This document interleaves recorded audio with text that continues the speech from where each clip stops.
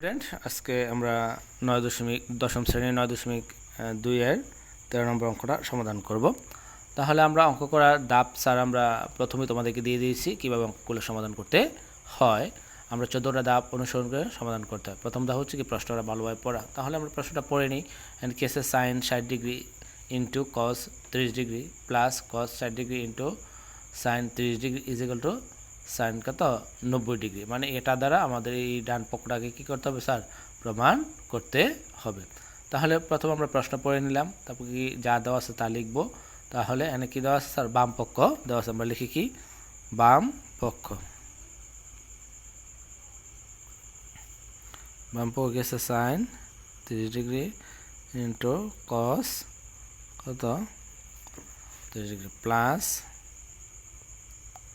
cos 60 degree into sign কত 30 degree.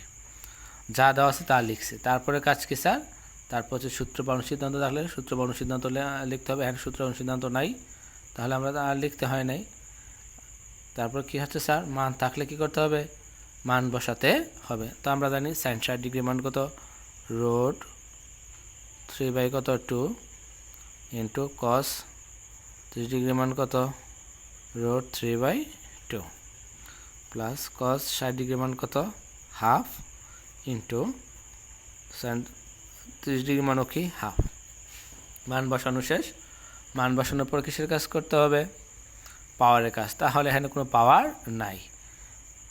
তারপর কিসের কাজ করতে হবে স্যার, এর কাজ। এখানে এর বলতে কোনো শব্দ নাই। তারপর কিসের কাজ করতে হবে, প্রথম বন্ধনী। এখানে কি নাই স্যার, কোনো প্রথম বন্ধনী নাই। তারপর কিসের কাজ করতে হবে, দ্বিতীয় বন্ধনী। দ্বিতীয় বন্ধনী নাই। তারপর কিসের কাজ, তৃতীয় বন্ধনী। তৃতীয় বন্ধনী কি স্যার নাই। তারপর কিসের কাজ, বাঘের কাজ। কিসের কাজ, বাঘ। এখানে বাঘ আছে স্যার, এটার সাথে এটার সম্পর্ক হচ্ছে কি বাঘ, বা এটার সাথে এটার সম্পর্ক হচ্ছে কি বাঘ।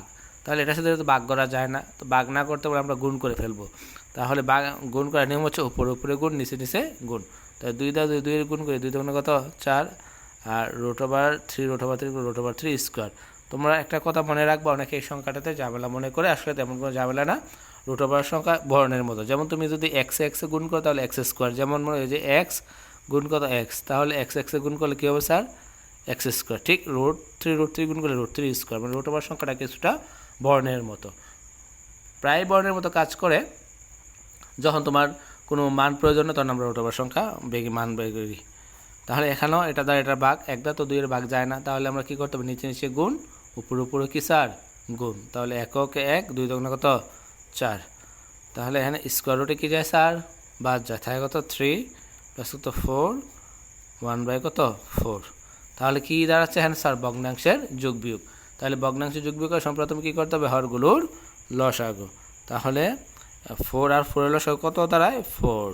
তাহলে 4 দ্বারা 4কে ভাগ দেই, ভাগফল কত 1 গিয়ে উপরের সংখ্যার সাথে কী হবে গুণ, মানে লবের সাথে কী হবে গুণ। তাহলে 3 3। আবার 4 দ্বারা যদি 4 ভাগ দেয়, ভাগফল কত 1, তাহলে হলো 1 4। 3 যোগ করলে কত হয় 4। 4 দ্বারা যদি 4 ভাগ দেয়, ভাগফল কত হচ্ছে 1। আমার ডান পক্ষ কী আছে স্যার, ডান পক্ষ হচ্ছে সাইন 90 ডিগ্রি। সাইন 90 ডিগ্রি তার মানে 1। তাহলে বাম পক্ষ সমান ডান পক্ষ। প্রমাণ হয়ে গেল যে বাম পক্ষ সমান ডান পক্ষ।